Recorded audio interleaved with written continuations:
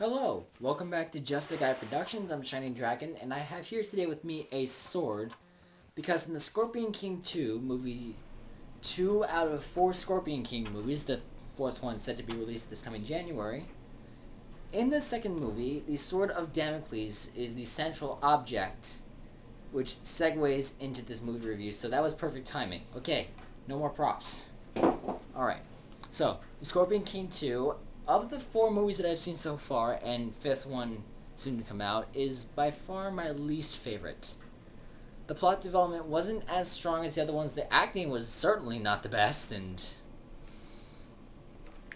just it was a good movie. I'm not denying it that because the Scorpion King, but still not my favorite. All right.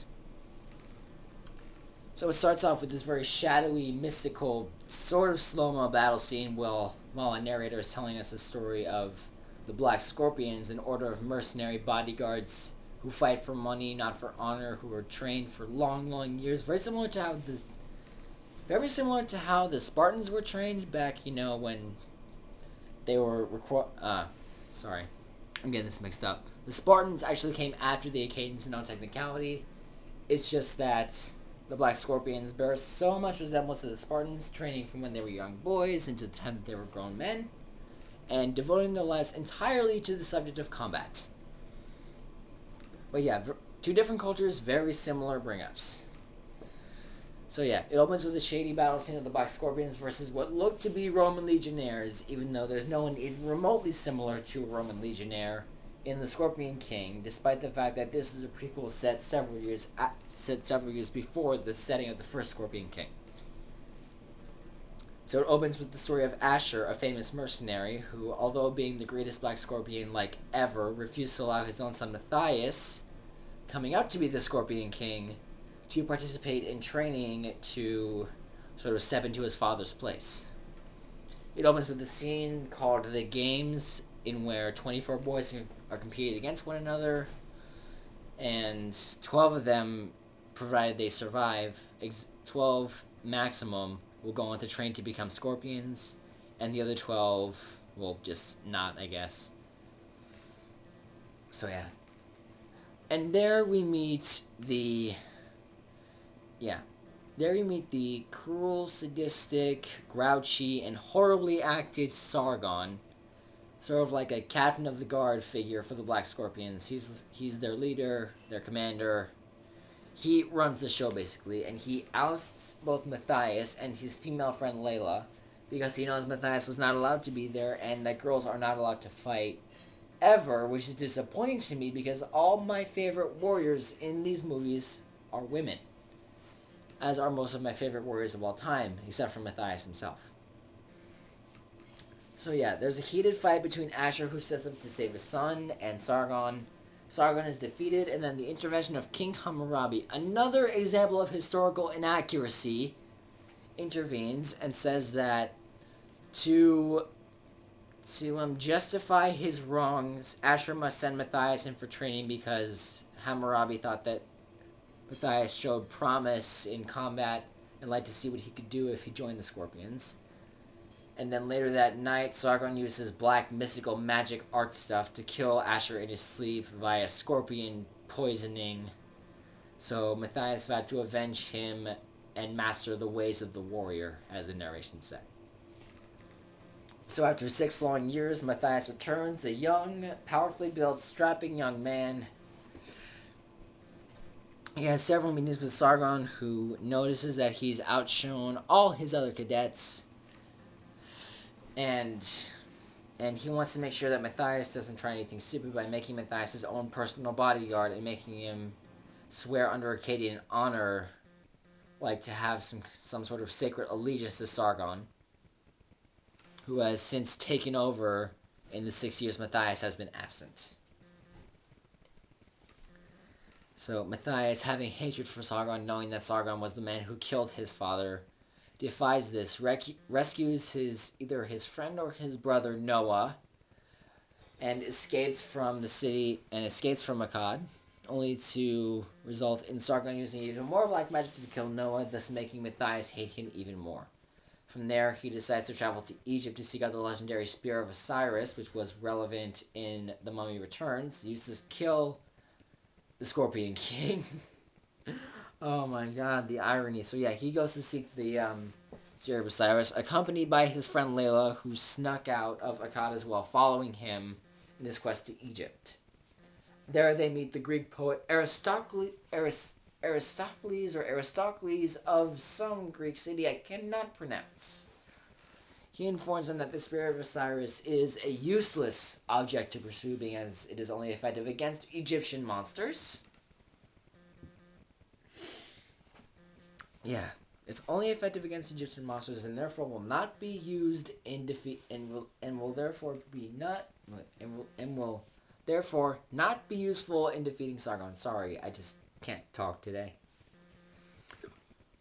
So he recommends a more worthy course of action: pursuing the the sword of Damocles, the ancient Greek hero, the likes of which I've never heard of before, and I've read a lot of Greek mythology.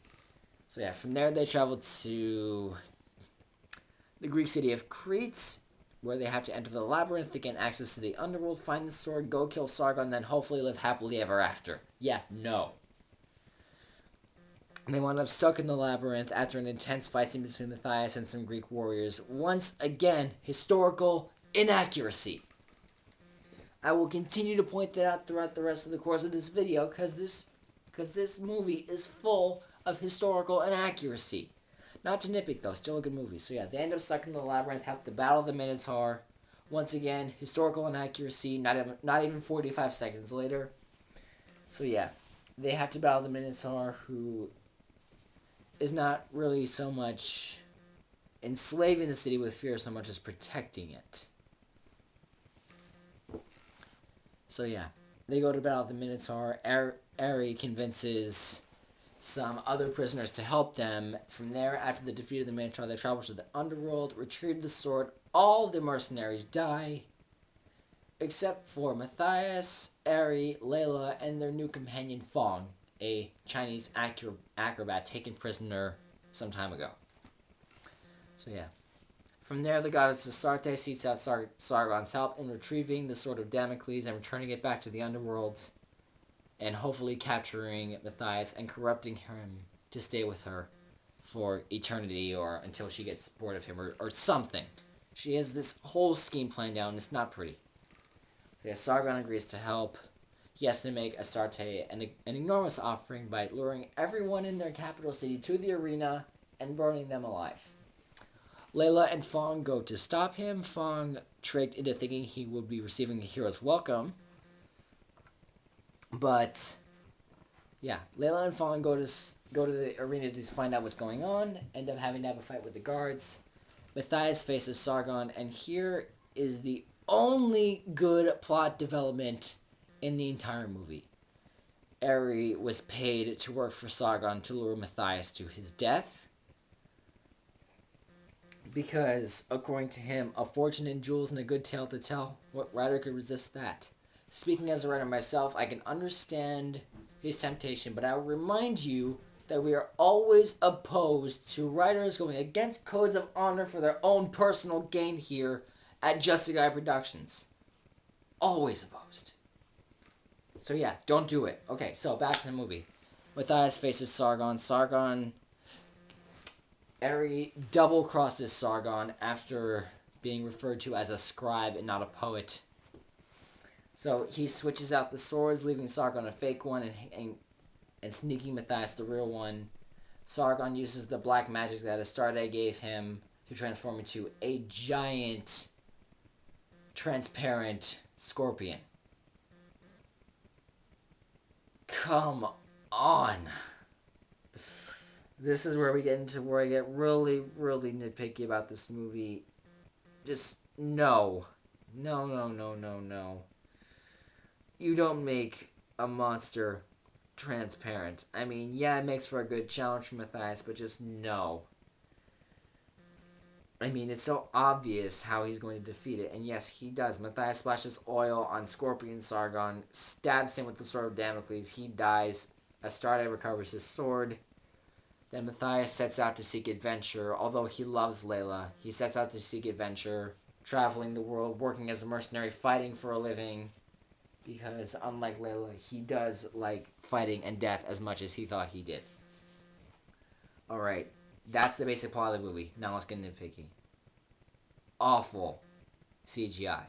And this movie came out in like what, 2005, 2006? Awful CGI. I mean, you have stuff like Lord of the Rings, which is some of the best CGI for its time, and then you have this. The Minotaur was bad. Sargon Scorpion form was bad. Oh, why, Universal? Why? No. I'm not denying that I dislike the movie, but there's just so much about it to not like. Alright, CGI aside, acting. The actor who played Sargon was horrible. Matthias, worst Matthias ever. It was still an enjoyable movie only because that one plot twist where Eri betrayed Matthias, which I did not see coming at all.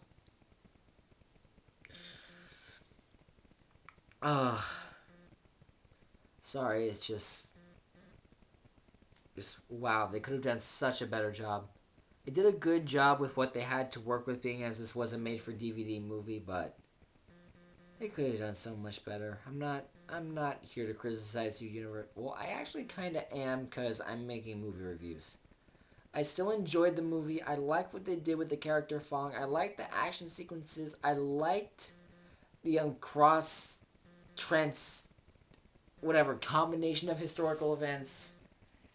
Although it may lead to some historical inaccuracies, I did like the crossing of historical events, like combining ancient China with Egypt and Mesopotamia and Greece, and that's cool. I like it when history is crossbred and spits out a hybrid of poorly produced, made for DVD movie, but still, that's what these Scorpion King movies are. So I'll give this movie, I'm going to say 5.5 out of 10. Because the fight scenes were good. I liked some of the characters. I liked Fong. I liked Layla. I liked Eri. I did not like Matthias or Sargon very much. I did not like how the historical combinations led to historical inaccuracies. Like, you gotta figure out a way to make historical combinations without leading to inaccuracies.